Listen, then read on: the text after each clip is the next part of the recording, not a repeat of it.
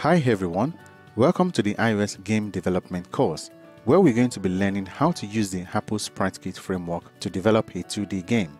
In this course, you'll be learning how to develop a complete game from start to finish.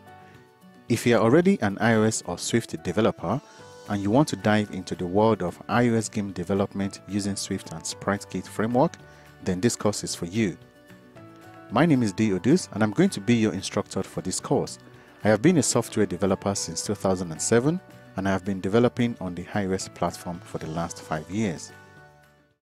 In this video, we're going to be looking at some of the topics that will be covered in this course. Before we dive into the section topics, I would like to look at the general course goals. We're going to be introducing the Apple SpriteKit framework. Then we're going to learn all of the game development basics. We're going to learn some of the key concepts of game development, such as game physics, collision and contact. We're going to develop a complete game, and then once we have our game developed, we're going to learn all of the steps that are required to publish the game to the App Store. In the first section, we're going to be looking at the SpriteKit framework basics, such as skview, skScene, and skSpriteNode.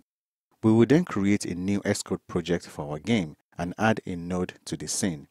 We will look at how the coordinate system works on the SpriteKit framework and how this is different from the UIKit coordinate system when developing normal apps.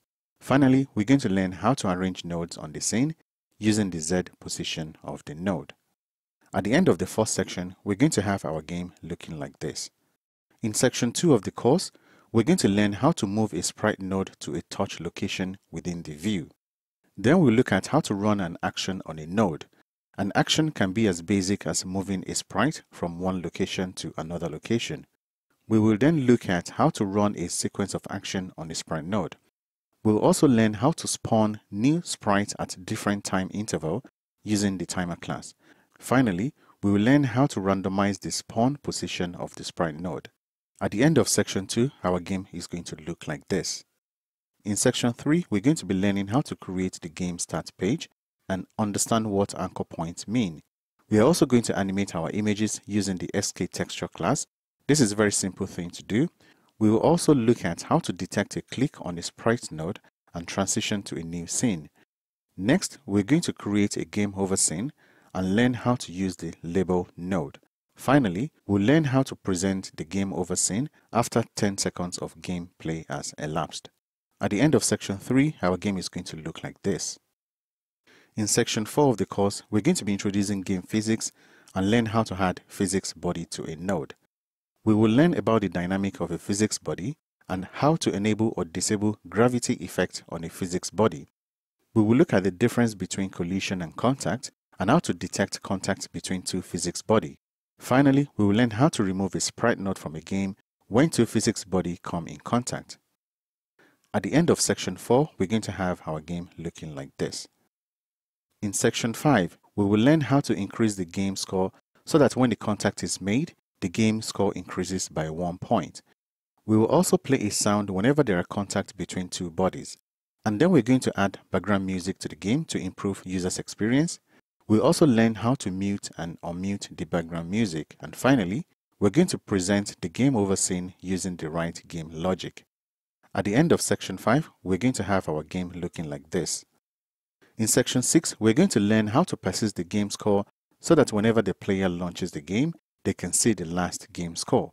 We are also going to improve the game by adding a danger ball that the cat must avoid. We're going to add a blink effect that shows whenever the cat makes contact with the danger ball. We are also going to add 3 lives to the cat, and each time the cat makes contact with the danger ball, we'll reduce the life count by 1.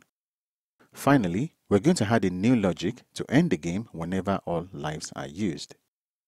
At the end of section 6, we're going to have our game looking like this. You can see the normal ball and the danger ball, and at the bottom left, you can see the 3 lives for the cat. In section 7, we're going to learn how to make basic games graphics such as buttons, and also where to find some basic graphics that you can use in your game. We are also going to design the icon for the game. And then we're going to add a launch screen and an app icon to our game. Next, we're going to create a new game on App Store Connect so that we can upload our game. Finally, we'll upload the game from Xcode to App Store Connect and complete all the necessary steps before submitting the game for review. Without wasting any more time, let's get started by introducing the SpriteKit framework.